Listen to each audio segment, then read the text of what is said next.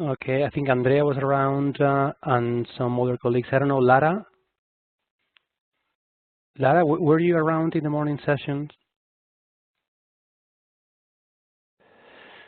You see in the chat? Yes, okay, perfect. So as I was saying this morning on the WebEx, we had on Umoja BI on first session. The idea is we went a bit slowly on the level of content because initially we found out that let's say half or even a bit more the half of the class never logged into Umoja BI. So what's the point of going directly to the exercises if you have never entered or never logged into the tool? So we took a bit of time on going through that, going on the different type of roles that you may have in Umoja BI, what's business intelligence, what the different type of reports. We went through a series of polling questions, so we tested whether the session was well absorbed, let's say, and most of the points were well received, I think. And now in this afternoon session, the idea is to go through an exercise only on web intelligence reports. Remember that, and I'm going to go back to the presentation. Just a second.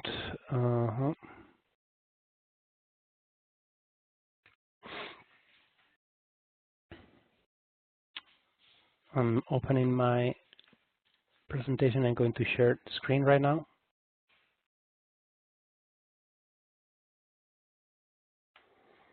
Okay. Remember what we did this morning. We do have, if we are talking about the BI reporting landscape, consists on three components, three types of reports. First one is what we call formatted report. This is a report that it's quite static, kind of difficult to customize, although you can do it.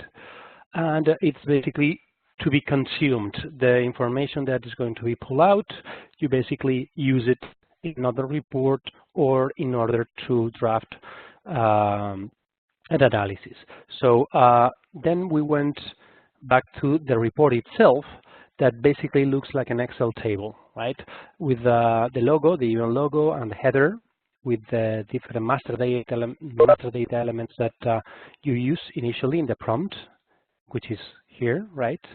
That's the prompt that it's always going to be to pop up before you launch any BI report.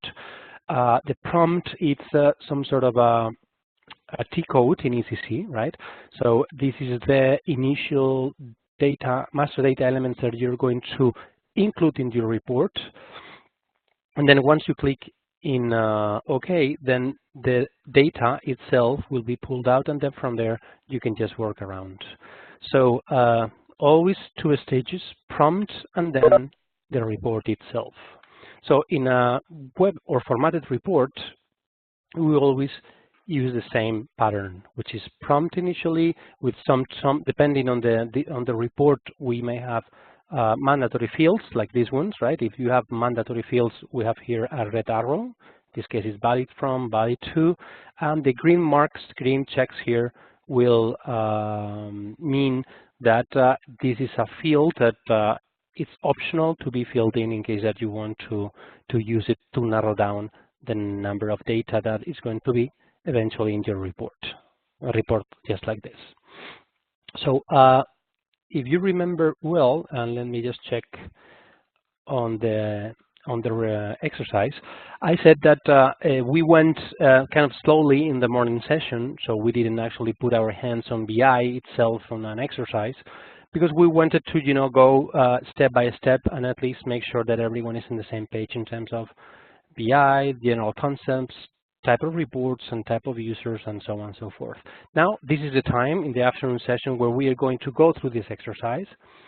This is what we call, let's say, the exercise, guided exercise only for this session. Then after this session, I will send you an exercise that exercise will have to be sent back to me. So we are going to take note of how you guys do the exercise, whether you have encountered any problem, any issue in all these different features that are going to be asked in the exercise. So initially, and that's something that if you realize in SRM and ECC we have been doing, it's this type of navigation guided exercise is quite useful because we're going step by step in a series of elements to test different features and elements from any type of report. So first, for example, step number 1 will be to log into BI, right? From there, we'll do different things up until to save our report in our folders. So the idea, and you can freely pose any question or use your chat.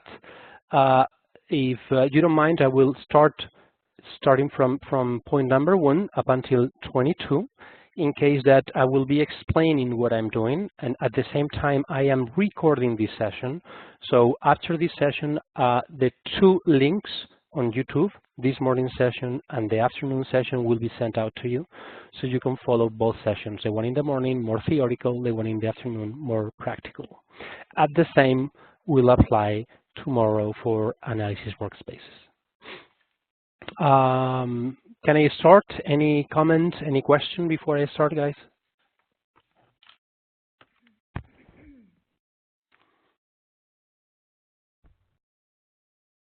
No? Okay. Okay. We are waiting you.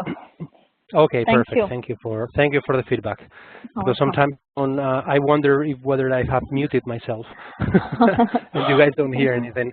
Right. It's okay. Okay. Thank you. So I'm going to log in, and remember 2 types of login. Let me see. Let me close this one. 2 types of login into Umoja BI. And I see. Okay. First, I can log in using Citrix, or secondly, I can use, and let me just put it here, or I can put A,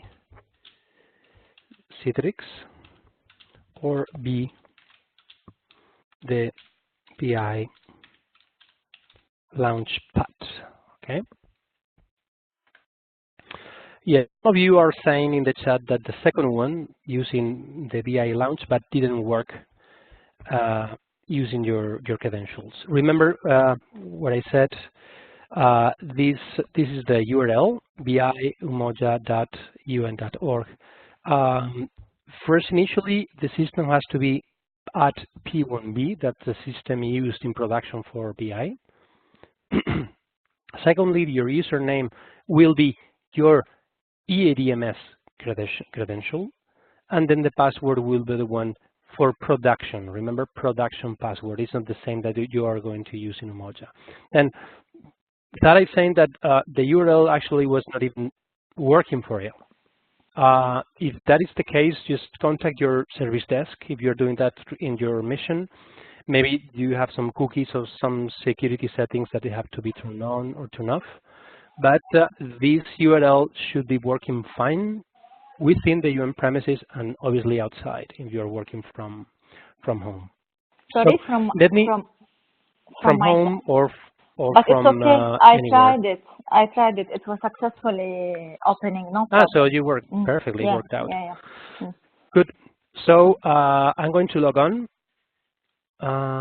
This page has expired. Okay. So let me just.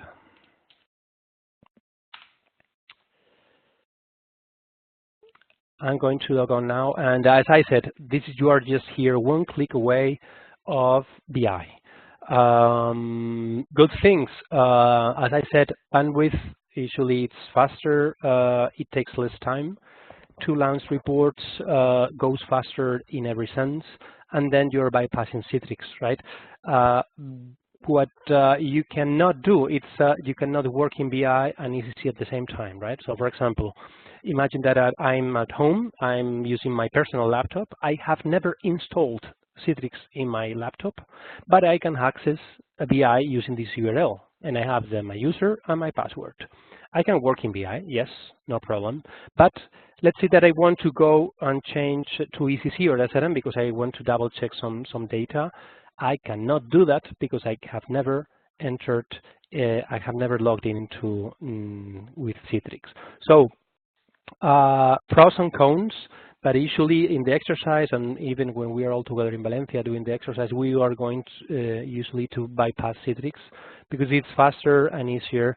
As I said, we're only one click away from WebEx-AI. So then we're going to follow the exercise. So let me just go back. I will be going from the exercise itself to production, right? One step at a time. So first, log into Mojo BI. I did using the BI Launchpad, so it's okay. So this is done. The second point is go into the Finance, Funds Management, Special Political Missions subfolder. So remember these folders, and you see these, you see folders. It's small here bar, sets folder, and I have a series of folders. Maybe if you do this exercise along with me, you might not see the same number of folders. Why? Because that means that your access may be more limited than mine, right? We as trainers, we have a pretty good access of level of access to most of the data in production in BI. Although, for example, you may not see here HR or payroll, which are sensitive data. Right, but most of the most important, let's say, business process are covered here as a trainer. That's why I have a good view of all the different folders in Mojo BI. But obviously, if you are only, let's say, working in finance and dealing with open items, or even you're a cashier, you might not see the e-learning, property management, service orders, source to acquire, or even travel management or time management folder, right? So depending on the roles you are granted, you will see a number of folders or a fewer or a more number of folders, let's say. So let's go one step at a time. In Umoja BI, and let me just minimize everything, right? Initially, I only have one public folder. If I click here on the plus, I will see BI archive. That's something that we're not going to contemplate right now. And then I have Umoja BI. These are as the breakdown of folders in production in BI. These are, right? So in the exercise, it's telling us to go to finance. So it's finance here, or here, finance. Funds management. So within finance, I have to go in a subfolder called funds management here, okay. Special political missions subfolder. If I click here, special political missions subfolder.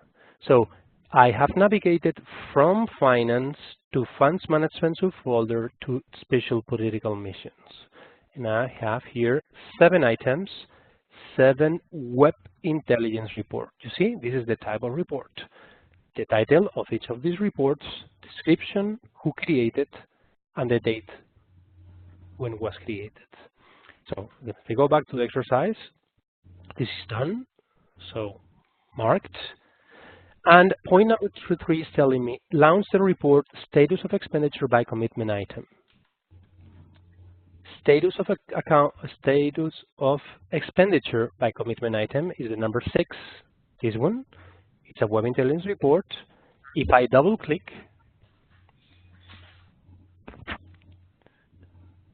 I will see a report, blank report, right? I told you before that once you double click, you usually see a prompt.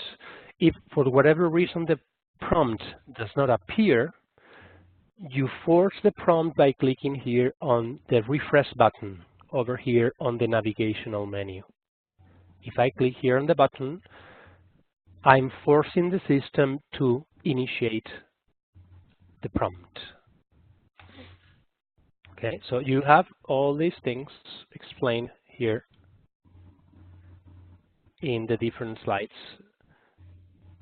and functionalities here in the bar menu, as you can see here in the presentation. Okay, so this is the initial prompt. Let me go back to the exercise and see what I have to do there. So this is done. Number 3, remove all data in the initial prompt. Okay, you see, I can see that all data in bold here, set 1, B15, UN General Fund, it's already pre-populated. We can tell you guys that this is some sort of a glitch in BI. We already told developers and escalated this ticket that all these prompts should be blank, right? Subject to be inputted by the staff member. So we avoid any misunderstanding. But in this case, for report number, for this report status of expenditure by commitment item, we already have 3 lines pre-populated. For the first one, which is the set 1, is the ABC ledger, which is okay, it's set 1 because we are talking about funds management, so we don't touch this part. Budget period is B15. It's coming by default. B15 is a biannual period ending on 31st December 2015. Obviously, this is from general fund. This is a special political mission with a biannual program. So in the exercise, probably I will have to put different budget period, right? Using the search engine, include budget period B19 and functional area UNAMA. But first, I'm going to remove all data in the initial prompt. I do remove. I told you, first one, ledger, we leave it like that. It's okay. Always, set 1. Budget period B15. So you basically just take it out. Go to this left arrow and just take it out.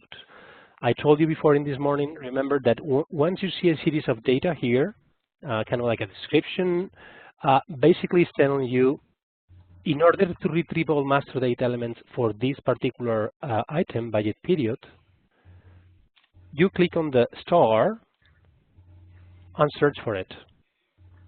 Once you click on the star and search, you are going, the prompt is telling you that there are 4 available budget periods for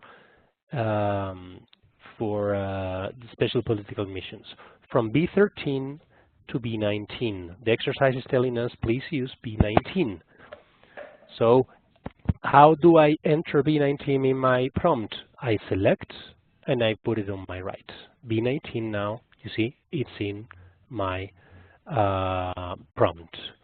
Then fund. It's selected by default UN General Fund. How I remove this General Fund? I took on my left, so it's out. If I go to the exercise, I have to include as a functional area UNAMA. So let me just mark this as done. So I go to functional area. I can refresh values or even click here at star. I can do both things to retrieve all the master data elements. So I can click here and refresh values. And the system will tell me all these values are functional areas in the system. You see, all from Moja, not only DFS, right? I have plenty of them. So how I do look for UNAMA? Just go to the search engine, star UNAMA in capital letters, and we close. So we're going to ask the system to retrieve all functional area with the name UNAMA. Make sure that you are not searching in key, Remember, the key is the alpha numerical code that describes the master data element. We're going to search on database on names, which is UNAMA. If I click on search, the system retrieves only one item, which is UNAMA, as functional area. So I put it on my prompt. So I put UNAMA on functional area. I left set 1 as a ledger for FM. It's always like that. And budget period B19. Going back to the exercise, look, functional area, budget period, it's already populated. So if I don't want to include any other master data element in my prompt, I just click on OK. And then the report will be available for us. Last time, it took only 5 seconds. This is the information that the system is telling us. Any questions so far? Yes, sorry, would you please just, after you mentioned B19, what shall you do? What did you select another option? Because by mistake, I did only B19 and then I refresh the report, or it comes the, the status of expenditure by commitment. Thank you, Tara, for the question. I think this is a very valuable. What happens if for whatever reason you just, I don't know, just you click a wrong master data element or something that you did not want to be reflected in your report? If you want to change the prompt, you just go again to the refresh button here on the bar menu. Okay. Back, and then the prompt will be available for you, and then you can modify accordingly. Okay, I go back and then I start from the start. You don't have to go back. You see, you just go on the refresh, and then you can modify the prompt as you wish. Okay. So what did you do after B19? You mentioned in the other. I'm not. Yes, in the fund, general fund. What did you choose? Okay, let me just go. Sorry to ask again. No, it's okay. We're here for this. This is support session. Status of expenditure recommitment item. Double click. I said, and this happens a lot, not only in this report, but in some others, the prompt doesn't appear right away. So I force the prompt. I click here on the on the refresh button. By default, always this prompt comes with this data, B15 general fund. How do I remove this data? Okay, I'm going to remove fund first. I click on here on the fund and took it out by clicking on the left arrow. So it's out, you see? So fund is out of the picture. Now I want to change budget period from B15 to B19. So I can just click on the left arrow, it's out of my picture, and then I include B19. How do I include B19? By inputting a star, an asterisk here, and searching for all master data elements.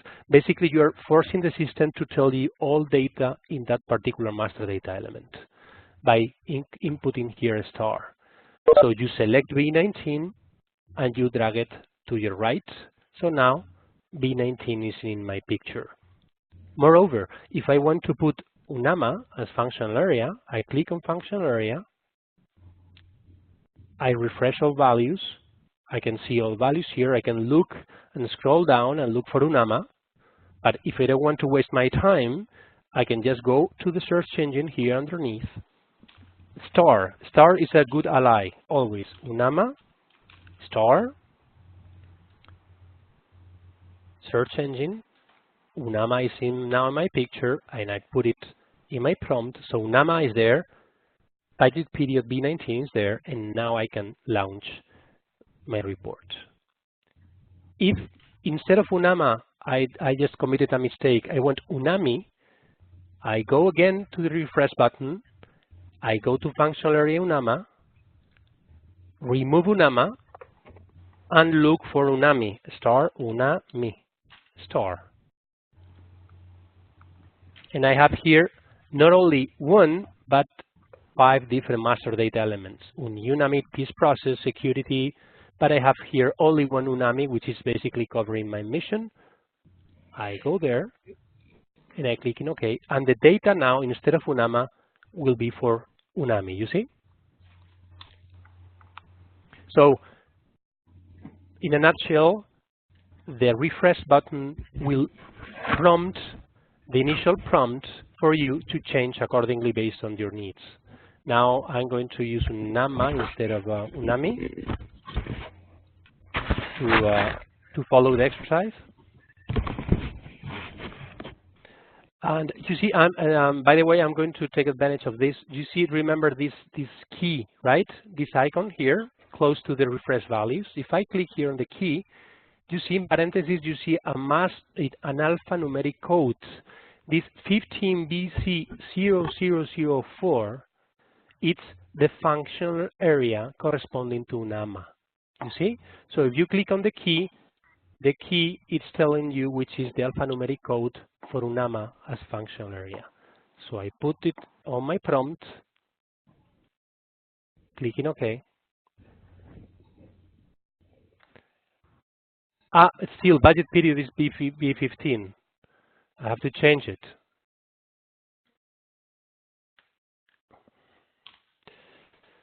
Things like the prompt is always pre-populated. That's a glitch, as I told you.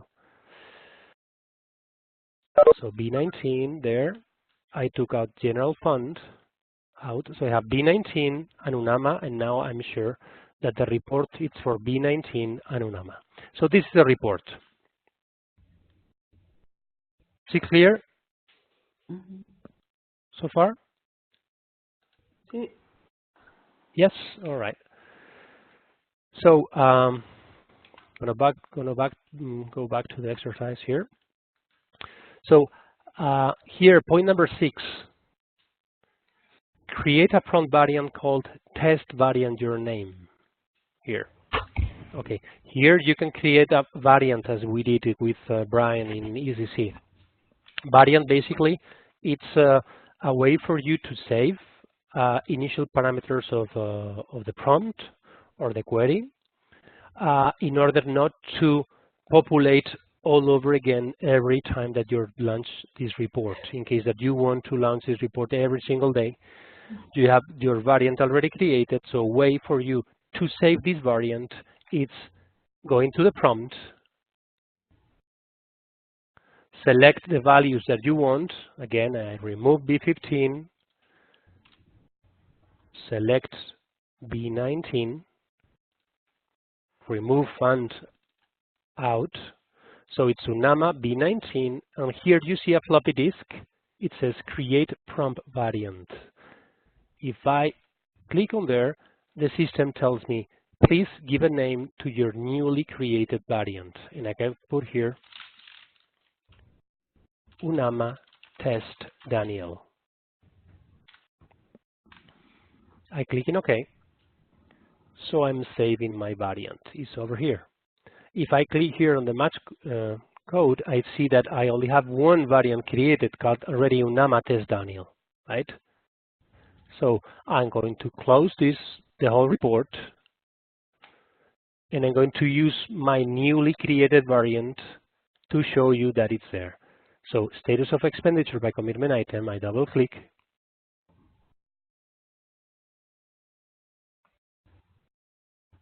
I force the prompt. As I said before, it's always defaulted with parameters that do not fit my needs, but if I click here, I go to UNAMA test Daniel, and the prompt summary will change accordingly here. You see? Fund always comes with UN General Fund because UNAMA belongs to UN General Fund. So actually it's not a mistake. You can always leave fund, UN General Fund, or you can just take it out. So you see, you can create obviously more than one variant by each of the reports. You can create one for UNAMA, one for UNAMI, or you can change based on other prompt summary that you want. You can use a posting period of particular fund center and then save it always here in this floppy disk. Daniel, sorry, yes. I want to ask you, I had the interruption in the connection from my side for 2 minutes. I was following with you till you were looking for B19, and then you mentioned the UNAMA. But after that, how to create the variant, I missed this step. Would you please repeat it? Okay, of course.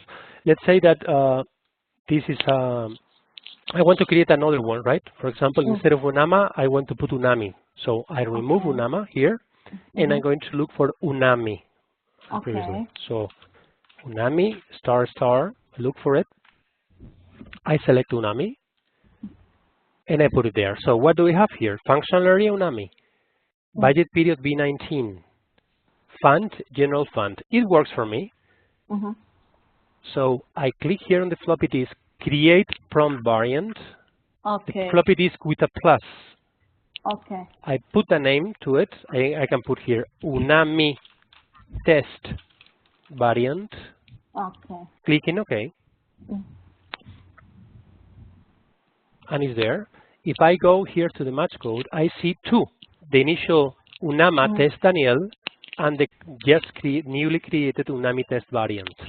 I can just navigate from one to another. UNAMA test Daniel, and I go to UNAMI. So all my variants will be stored here in this match code. Okay. Okay, clear. Thank you. Clear, right? So let me launch the report and let me mute myself. I have to remove my headphones that actually are not working very well. Just a second.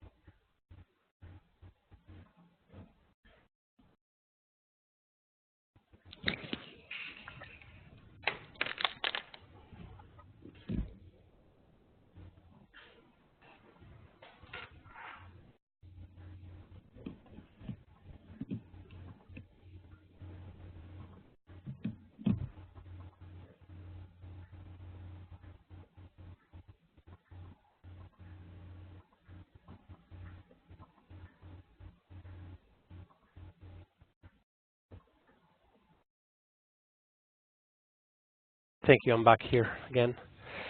Sorry for this 2 minutes interruption. All right. So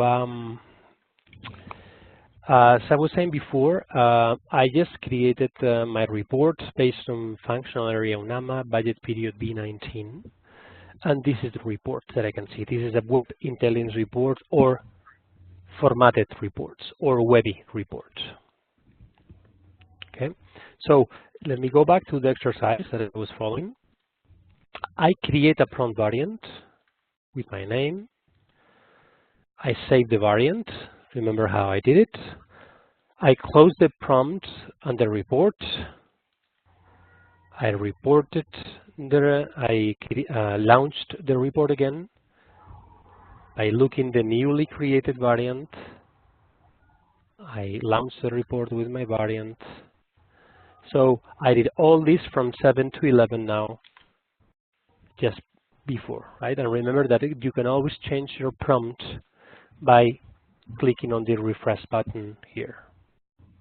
And always be aware that every time you force the prompt, some master data elements come by default, like budget period B15.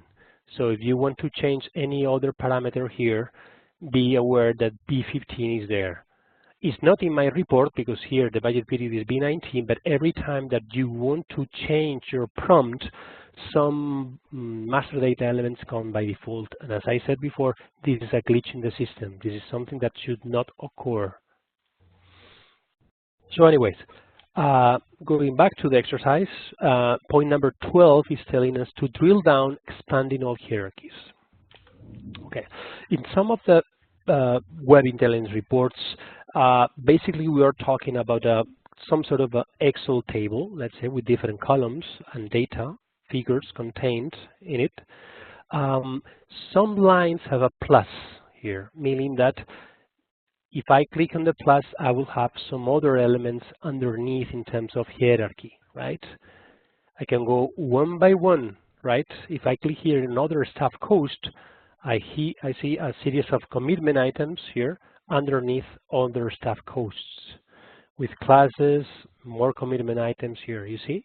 So the report itself, it's expanding as I click here on the plus. If I click on the minus, I'm collapsing data. So initially it comes like this with different commitment item groups or classes here, F1010_010. This is a commitment item group with information on appropriation, consumable budget, commitment, actual, total committed, and so on and so forth. Sorry, Daniel, I want to ask you, Yes. I was trying to save the report that we did as a draft, but it was not possible. It was giving me, you could not save it, could not save the document to the repository for the following reason. Okay. Repo proxy. Yes. What shall I do? Where did you Don't save worry. it? Let me go one step by step, because we will reach that part in 10 minutes from now. Okay. Don't worry. So let me follow in one shot all the exercise. So we cover all different angles in terms of features. We can open for questions from some other students in case that they have. And then after I have gone through the exercise, then we can go through the individual questions or even more other questions, other reports as you wish. Okay? Okay, thank Thank you, Tara. No, Thank you. welcome. All right. So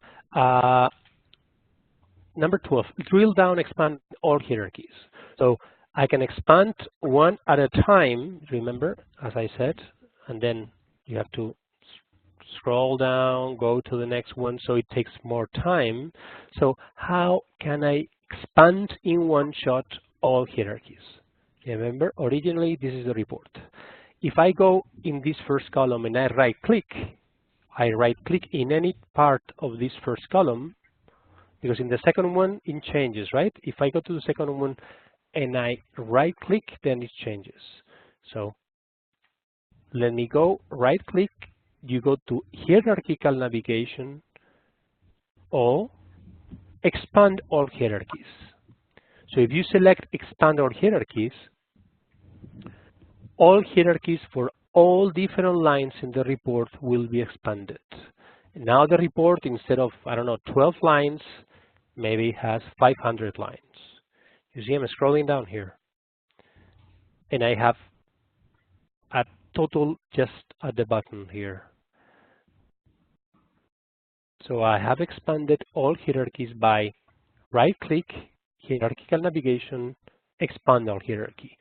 On the contrary, if I want to collapse all hierarchies, I select, right-click, all, collapse all hierarchies, and automatically all hierarchies will collapse and I will have only one line.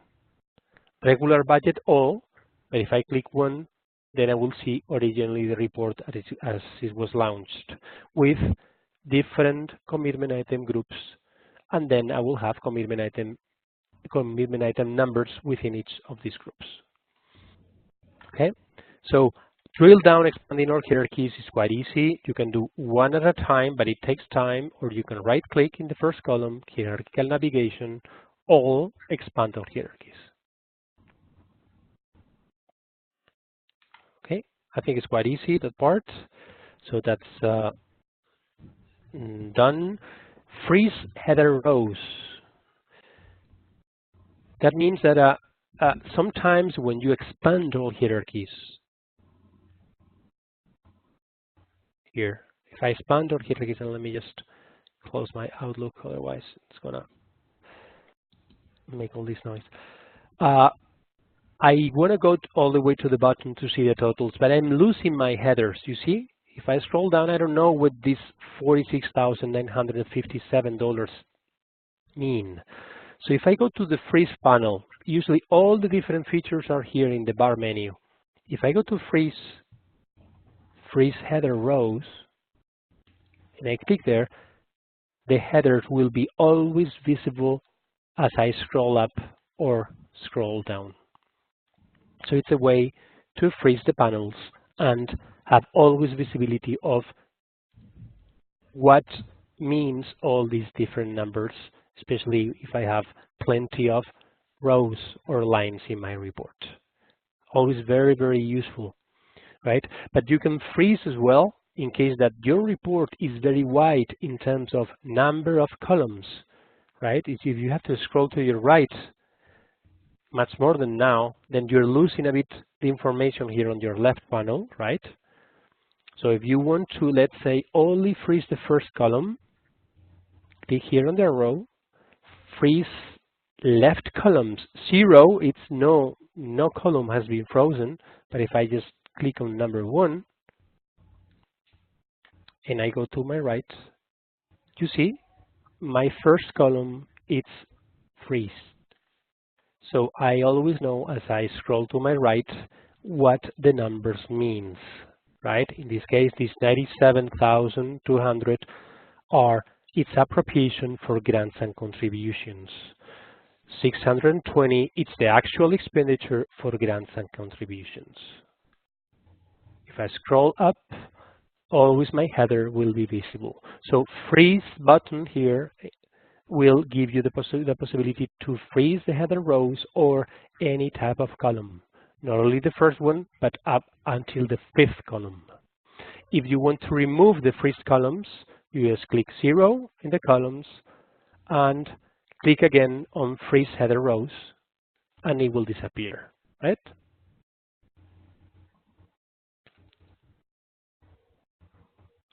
Always kind of handy to freeze header rows as you scroll down. So point number 13, I believe is quite easy now. It's to understand. I collapsed all hierarchies and I can do that again. So if I want to collapse all hierarchies, I right click, hierarchical navigation, all, collapse all hierarchies, and then I will see only one line, which is information on appropriation, consumable budget, commitment, actual, and so on and so forth for UNAMA in B19 as regular budget as a whole. So collapse or hierarchy is done. Any questions so far?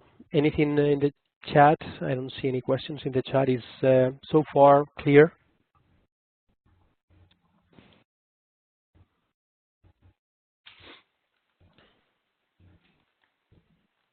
Yes? Okay. Okay, so I may move on then. Point number 13, it's drilled down to level 2. Okay, so let's say that sometimes instead of expanding all hierarchies, I only want to expand to a certain level of hierarchy. So if I want to drill down to level 2, I right-click always, hierarchical navigation, or you can go to default level of expansion and go to number 2. So number 2 basically will mean commitment item groups and commitment items underneath. You actually have no more, if I'm not mistaken, no more level to drill down. It's only up to commitment item, which is level 2, the default level of expansion. So if I right-click hierarchical navigation, I go to default level expansion number 4, I will see the same thing. Okay, this is quite useful in case that you have several levels of hierarchy of elements in terms of, in this case, funds management master data, on some other master data, maybe with different or a variety of hierarchical levels that you want to organize. But usually you don't have in these web intelligence reports more than 3 levels of hierarchies, no more. Usually it's 1 or 2, no more than that. If you want to only go to the first or level 1 default level of expansion, you select 1, and then you will have all the FT10s with different numbers, which are commitment item groups of, which are groups of commitment items that will give you information in terms of budget. Clear so far? I mean, this is basically we're playing around with the drill down focus, expanding, collapsing hierarchies, going to a certain number of drill down to level 1, 2, 3. Okay. So now we have questions on particular commitment items, right? In this case, which is the actual, which is column E, for the commitment item hospitality meeting and event. Okay. Sometimes, in this case, this is not because this is an important commitment item. This is just sometimes you want to look up for a particular element in a huge report. So if I want to, let's say, expand our hierarchies, and I have a huge report here with, I don't know, thousands of lines, and I don't know exactly where to look hospitality, or what was it? Hospitality meeting, an event, I don't know what it is. I have to go scroll down forever, and I may miss it. So do I have any search functionality here in my report? And the answer is yes. If you go to the bar menu in the goggles, once you click in the goggles, underneath here in the button menu, it says search bar. There, you can look for a particular concept or element in your report. In this case is the word hospitality.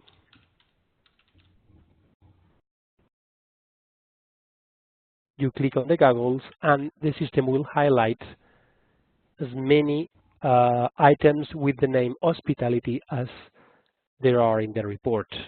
If you click Find Next, you'll see that it's going from one line to another.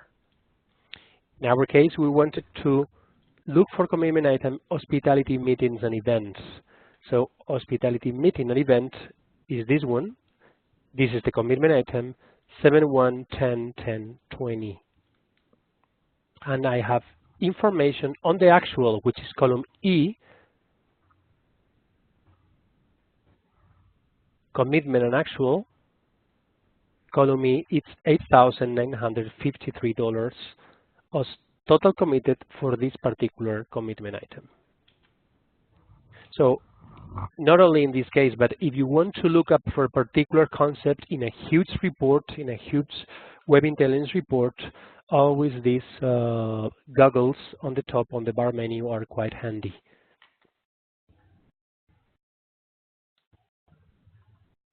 Questions before I move on the exercise? This was point number 16 of the exercise. Then point number 17, and you can interrupt me if you have any questions or comments, please feel free. If you don't, I assume that I can just move on the different numbers. So, or steps of this exercise. Number 17 is drill down to level 1, which is the actual of the commitment item class general operating expenses. So first I have to drill down to level 1. All right. So now I have my report with all these different commitment items, so it's already all collapsed. So let me right click, go to default level of expansion number 1. Okay, so I have here only 1, 2, 3, 4, 5, 6, around 11 lines only. Okay, this is default level of expansion 1, level 1, all right. And the question is, which is the actual of the commitment item class general operating expenses? And on top of that, I have here the key for that commitment item class, which is FT10 underscore 125. FT10 underscore 125, which is general operating expenses. And the question is, which is the actual? So if I go to column D, actual, the answer to the question is the actual expenditure for this commitment item class, which is general operating expenses for B19 in UNAMA, it's just above $11 million, $11,126,694. If you want to know the breakdown of the expenses by commitment item, you just click on the plus. And here I have a breakdown of all the nature of expenditure by that commitment item class. See, that's good always to know, handy if you freeze the header. So if you scroll down by commitment items, you see which number means what. Okay, is it clear so far? I mean, it's in terms of complexity of features or different things that you can do in a web intelligence reports, there are no much more than this. So remember that we explored the freeze we explore the right click. If you click here on drilling, it's the same thing, but I would recommend always to right click if you want to expand, collapse, if you want to go to a particular or certain level of expansion, it's always best to right click and use these ones. If you want to look up for a particular element in your report, always use the goggles here and put there the concept. For example, if I want just to use information on travel, for example, travel, I just click here on travel, click on the goggles, and the system will say, okay, travel is here. So find next, travel of staff, travel of representative here. So I only have two. Okay. If for whatever reason I do have much more lines than this, I will have to navigate through the pages. In this case, I only have one. It's one or one, but I may have, instead of one, I can have 10 pages of data. So I will have to navigate by clicking here on the go to next page or go to the last page. Okay. And then you can zoom in on depending on the way you want to display things, right? I just zoomed in, zoom out to 50%. You can zoom it to 150, or you can just leave it on 100%, which is I think the best option. Okay, let me go back to the exercise. So number 16, 17 was done. Then I'm going to go to number 18, which says expand all hierarchies and filter by commitment, by consume office equipment, which is a commitment item, which is this number. The question is, what is the actual? How much appropriation has its related commitment item class? So basically, we will have to look for a particular commitment item and expand our hierarchies and filter. So let's see how we can do that. So first, we're going to expand our hierarchies, right? It's done, right? No, it's only expanded for general operating expenses. So let me expand all hierarchies, expand all hierarchies.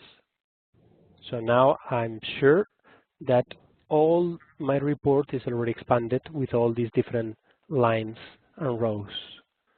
Okay, so it's expanded. Now, I'm going to look up for consumed office equipment. So let me just put the word consume here in the search bar, and let's see if I can find. But I see a lot of them, right? Consume engineering, petrol, there are plenty of them. Okay, I could always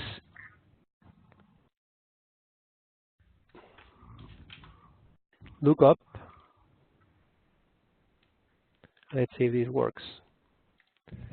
For a particular commitment item, you see, if I go to the commitment item number 77151010, which is the commitment item related to this description, and I put it in the goggles, and I click here on search, automatically the system is giving you a unique match, which is this one, consumed office equipment. No problem. So the answer to the question, what is the actual? It's actual, which is the expenditure for that particular commitment item. If I go to column D, I can say that in terms of office equipment, we have spent already $1,430 in UNAM for B19. Second question, how much appropriation has its related commitment item class?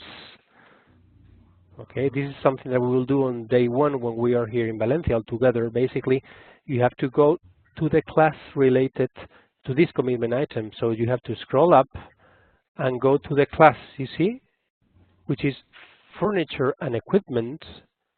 This is the class that oversees all these different commitment items, right? So the appropriation for this class, it's $1,695,700 US.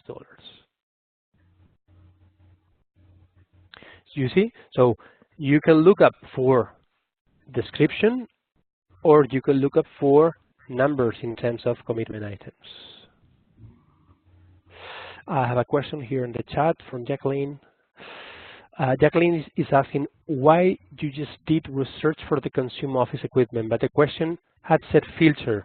How is the filter bar used? Thank you. Yes, I was going to go and tell you how it's done.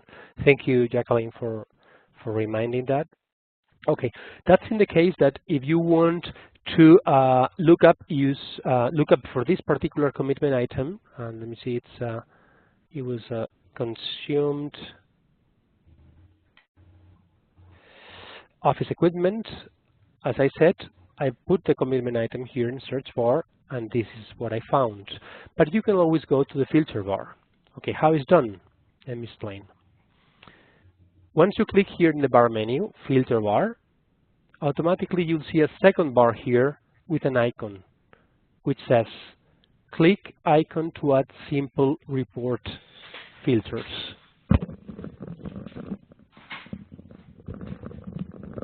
Okay, sorry, I had to close the door. There's a lot of noise here in the office. So here, I was here clicking on filter bar. The icon here says, click icon to add simple report filters. If I click on the icon, it says others.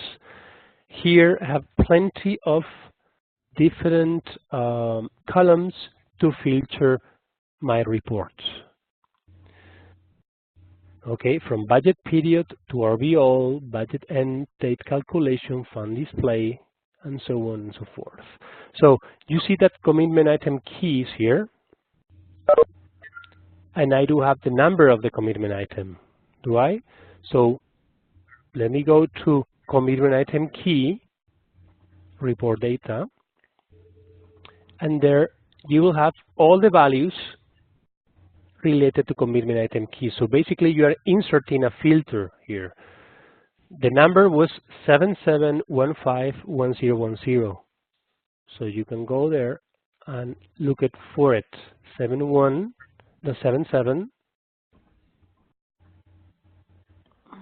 15 77151010. If I click and select that one, I will see only the consumed office equipment with the information that I was saying before. So filtering, yes, you can do it, and you can create a filter by going to the filter bar, select the one that you want, and based on that, the filter will be created here in the header panel, and then you can look at for. If you want to remove the filter, you can always go to the match code here, go all the way to the button, and click on remove. So the filter has been removed from the report.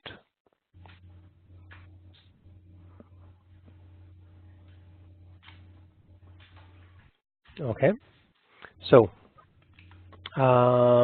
is it, Jacqueline, is it clear on your question?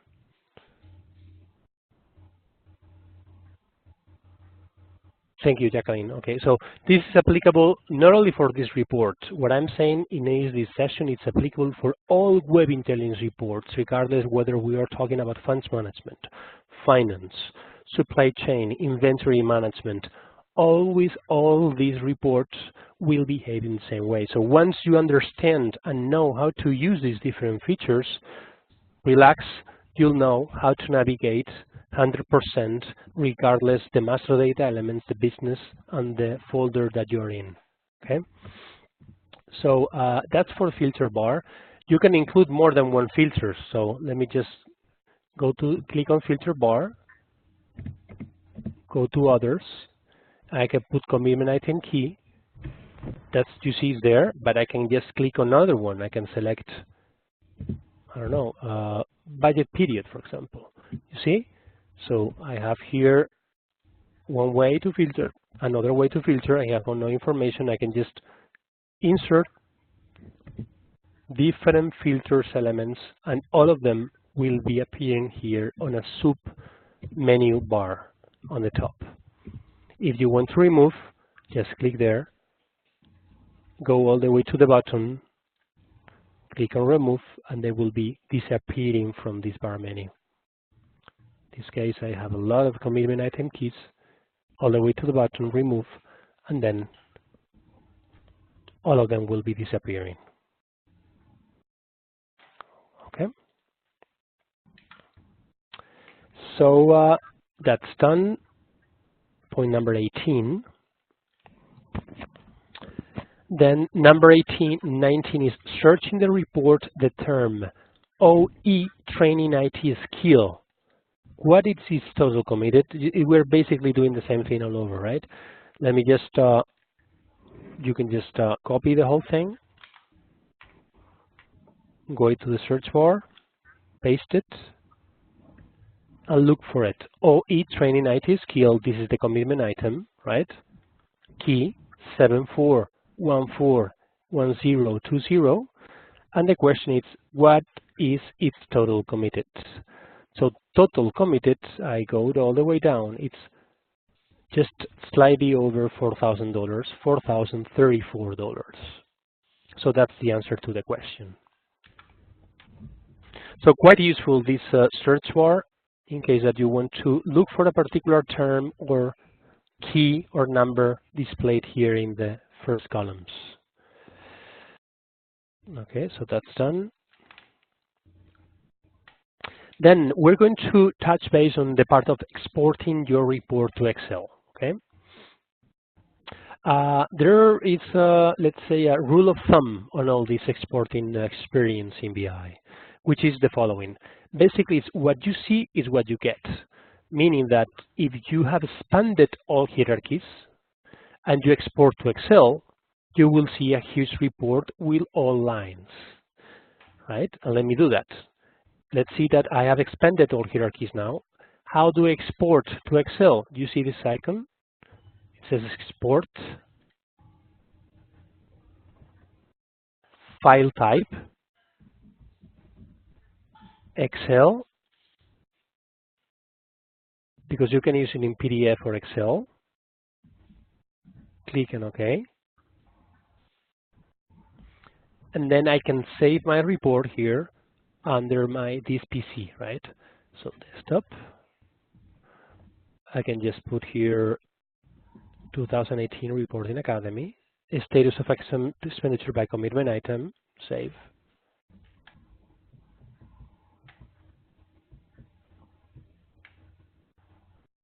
Let me look for it.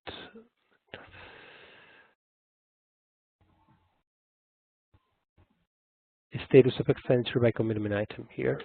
That's my report already exported. And you see, it really looks like the one in BI, right? Besides, the only difference basically, and I'm going to navigate, it's this year logo. You see, in the production in BI, I have my UN logo with header. If I go to Excel, I am losing my UN logo here because I can always modify and change, right? These different these reports, different rows here. I can select, I can change, and then these now data that might be subject to be modificable. So that's why the email logo it's out, because this now is not official document. This is just an Excel table, right? So what you get is what you see. It's what I said before, right? This is an Excel, and I'm getting all this huge report because I expanded all hierarchies. But let's say that instead of expanding all hierarchies, I'm going to collapse all hierarchies. And still, I want to export. So I go to Export, Excel, clicking OK. Let me just change the name of it, and I put collapse.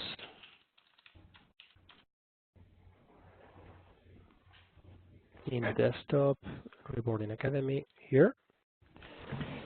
And I'm going to look at desktop 2018 Reporting Academy. So you see, this is my Excel, only with one line. So because it comes only with one line, because I have collapsed all lines in my initial document. So rule of thumb, what you see is what you get exported. And this is applicable to PDF as well.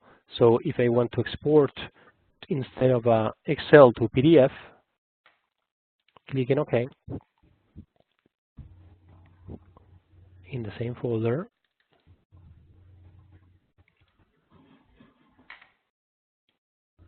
open. This is what I get in PDF. The same report, only with one line. Okay. If I expand all hierarchies, and I have a huge report now, and I still want to export to PDF, clicking OK.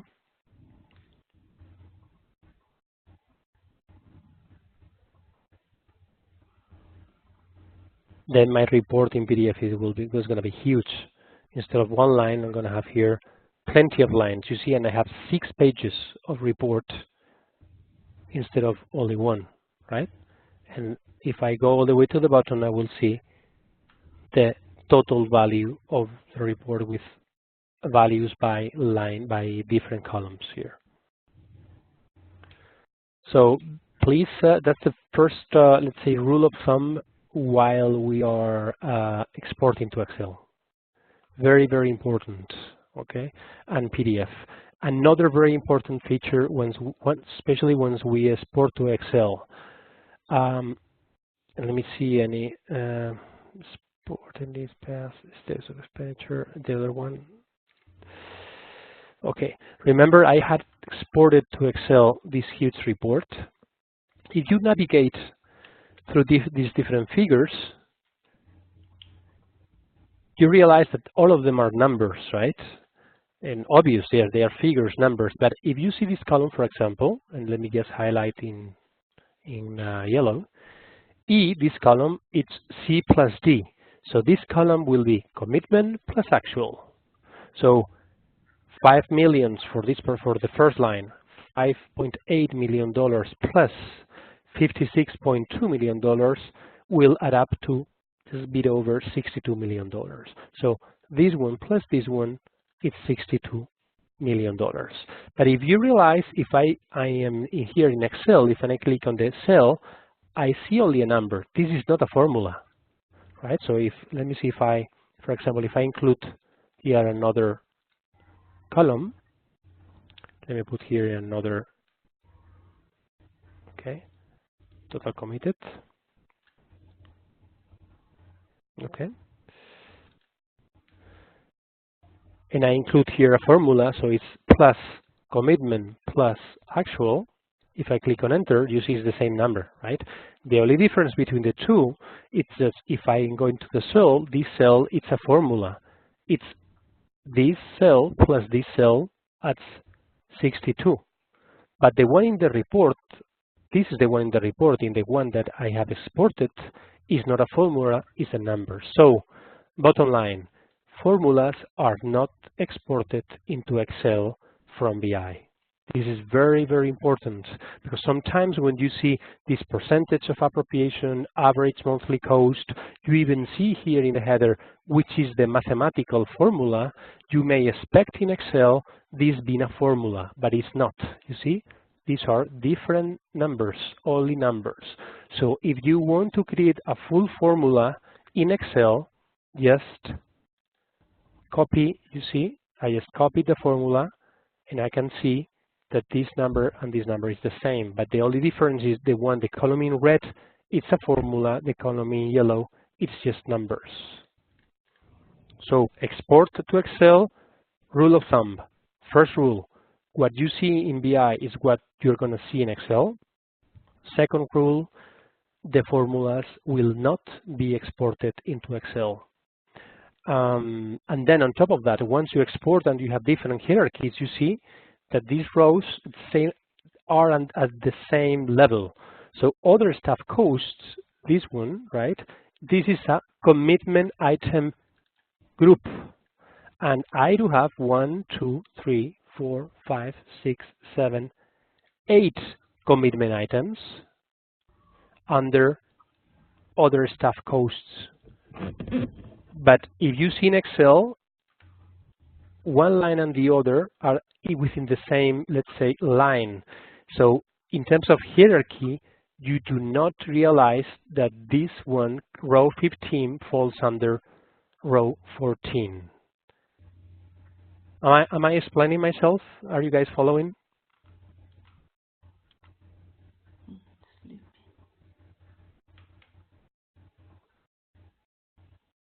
Yes, everything is okay. We are following.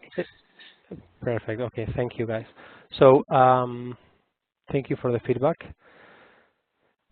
So exactly, important once we export to Excel formulas, know the hierarchy, neither what you see in BI, right? This is BI, no, this is BI. It's what you're going to see in Excel or PDF, right?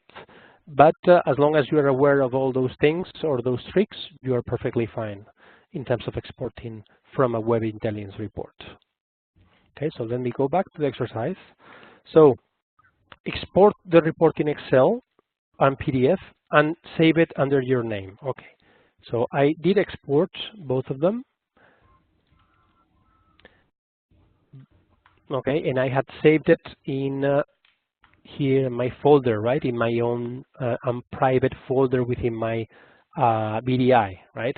But what happens, and I'm getting back to Sarah now on your question, previous question, how do I save this report in my own folder in BI? Okay, so let's say that I'm totally fine, you know, the way this report looks. Let me see. Okay, so I'm totally fine with this report, and I want to save it. Okay, how I did to save this report? Do you see this floppy disk? Yes. I go to Save As. This is because probably this was another session. Yes. Okay, I'm totally fine. This is the report I was talking now before. So I go to the floppy disk, Save As. And now this is tricky, okay? Save As. You see automatically by default, and this might be the problem that has occurred to you, maybe Sarah. Automatically by default, the system is going to force you to save it in public folders. That means that you are saving this report in production, along with some other official reports. That doesn't make sense. You see? Let me save it.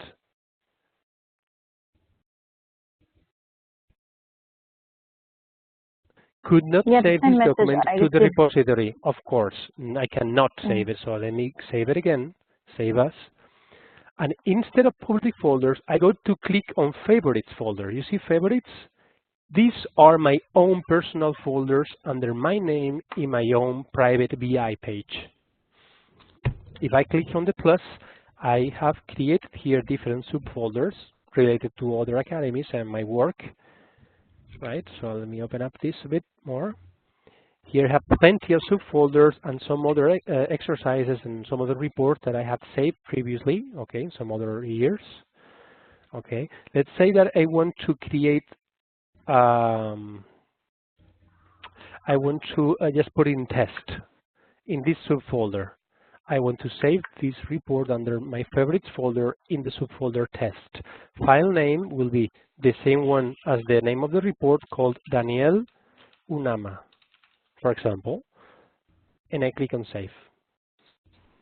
Now for sure, this report will be saved under the subfolder Test in my favorites folder.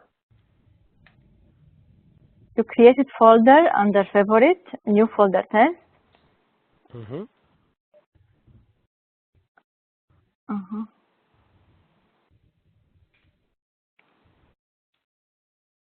So how I do retrieve already saved reports? You see, if I go to Documents here, this tab on the upper bar menu, here I have my folders. This is production, right? But if I go just above my folders, it's called My Documents. There, this is my own private personal room in BI. If I go under Favorites, it's not appearing here.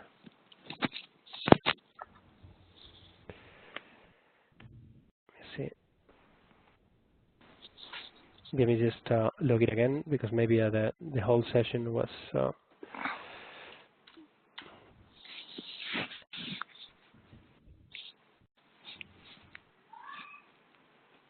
Okay, if I go to my favorites, I see test here. And within test, I have or test folder, I do have my reports saved already. Okay. Okay. Previously, it was not saved because the session was, let's say, lost because I had launched the report and then I was explaining some other things, and because the session was idle, then it takes you out, right? You don't have to be. I mean, if you are 2 minutes without even doing nothing in BI, then it takes you out. Thank you. It's done. I tried it. It was okay. You got that one? Yes, yes. It was okay, right? Thank okay. you. Good stuff. Very good. So always, this is very tricky, and to be frank with you, I really do not like it, because if you go to folders, you go directly to production, and you navigate to the different reports under production. If you want to go directly to your documents in your own private area in BI, you go to My Documents, and there you can do different things. Let's say that I want to create a new folder. You see, new folder, and I can put here, I don't know, Valencia Academy, June 2018. I click in OK, and I have my own subfolder within test called Valencia Academy, June 2018. If I want to delete it, I can click in Organize. I can delete the folder. Are you sure you want to delete? Yes, OK.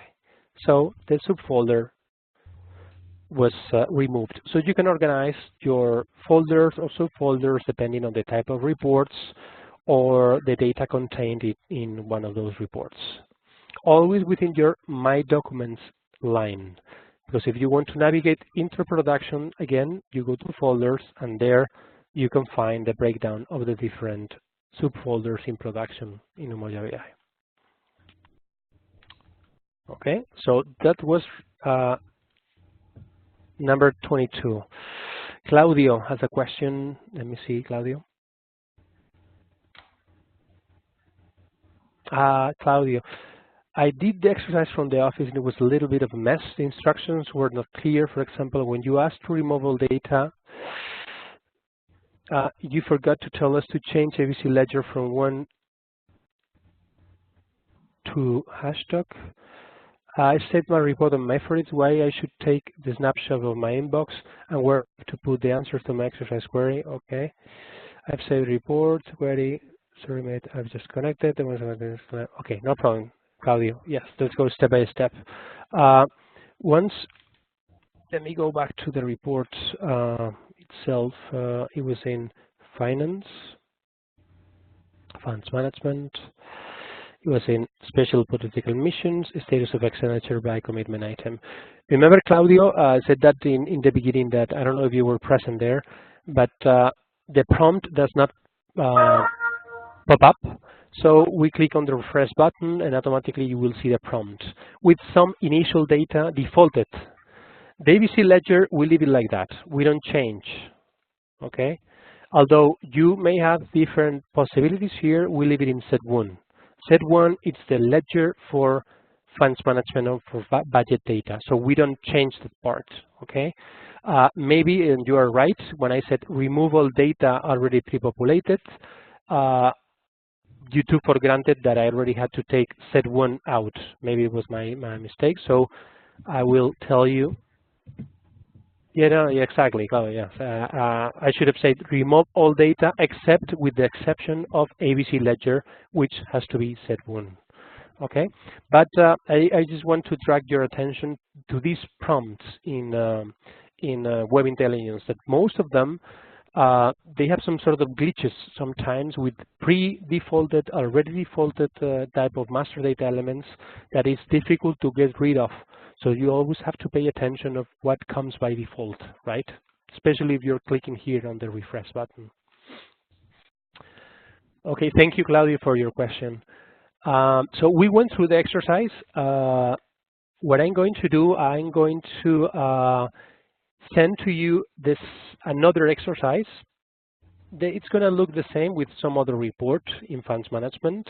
So I want you to go through the exercise and respond to the questions. If you do have to take screenshots of the answers of the questions of Umoja BI, just put it in a Word document and just send it to me. Okay, but I want just to make sure that you guys understood the concepts and there is nothing that it's missing, at least from this navigation guided exercise.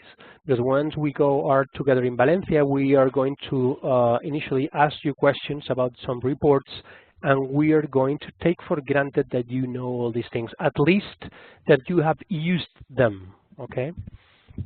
Yes, Lily, I will send to you a newly exercise. This one is only for the session, so we go through the exercise and we test the different features, but I will send to you another exercise, and that exercise will be the one who eventually will have to be backed to us, okay? Do we have any question? I was able to have the practice. It's okay, Lily. I think now I'm recording this session, and I will send the link in YouTube from morning session and this session, so you have all the information on your hands.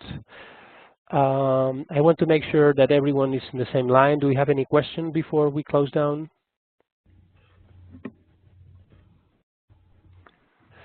Sorry, Danielle, would you please just quickly, if you can just step number 12, can you just drill down, expanding our hierarchies? Yes, yes, yeah. Can you just review it, repeat it, please? Yes. Show us and how you did it. Yes, I'm just launching this report regardless the data. Okay, Sarah.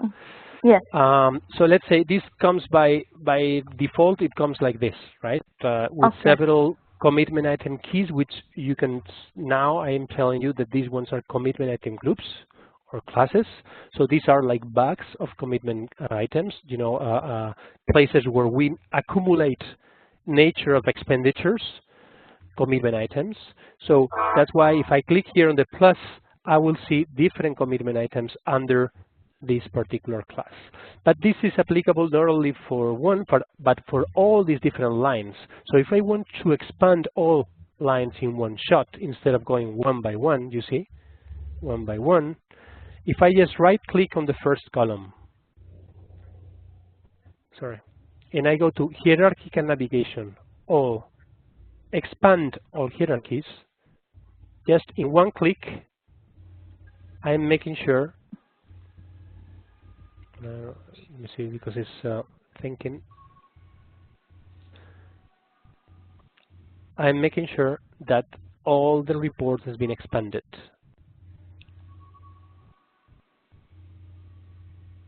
You see, it's a huge report. Yeah. And you don't see here, because this is another, it was for B15, so I have even more. You see I have more pages, page 1 out of 1 plus. So that means that if I go to navigate through different pages down, I can see even the report is even bigger than one page. It has actually 2 pages. So the same will apply if I want to collapse. Or collapse all hierarchies, and I will see only, in this case, 2 lines. Okay. Okay.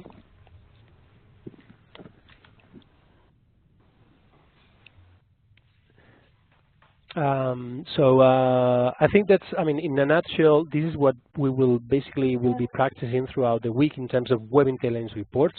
There are more things that, but I think it's better to be all together in Valencia. So we'll talk about how to schedule reports and how to do all different things with the reports, create pivot tables out of Excel and all those things.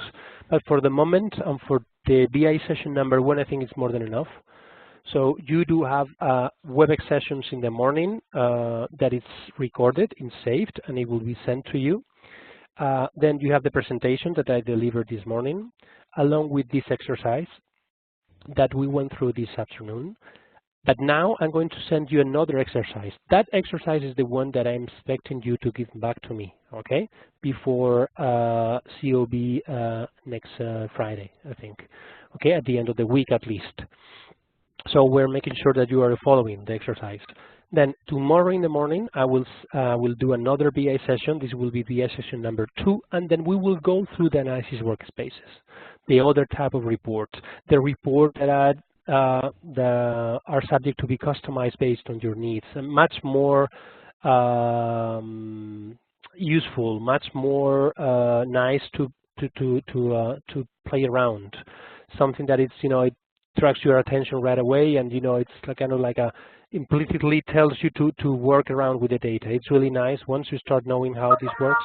It's kind of nice and kind of very interesting to work around with the data. So I think you will like it. And tomorrow's session in the morning will be mostly practical. We'll do an exercise just like this, from 1 to point number 27 or more, and from there we'll test all different functionalities for the analysis workspaces. So we're making sure that at least you know that they exist, and at least you have tested at least once before you come to Valencia. Let me close down, if you don't mind, because I have to go to another BTC for the finance extension. Sorry if I don't make it up until 4, but I was just told that I had to go. So let me stop the recording now. I will send to you the exercise, and hopefully in an hour or so I will send to you the YouTube link so you can follow. Thank you. Thank you, Daniel. Thank you, Sarah. Thank you, guys, for coming.